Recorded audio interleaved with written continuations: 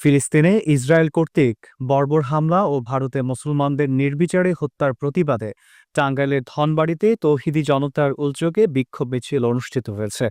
২১ March বাদ জুমা নামাজ শেষে ধনবাড়ি কেন্দ্রীয় ঈদগাহ মাঠে জমায়েত হয়ে বিশাল মিছিল বের করা হয়।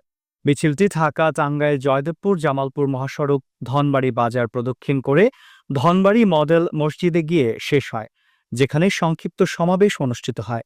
সমাবেশে বক্তব্য দেন হেফাজত ইসলাম বাংলাদেশ ধনবাড়ি উপজেলা শাখার আমির, ইমাম পরিষদের সভাপতি এবং স্থানীয় নেতৃবৃন্দ।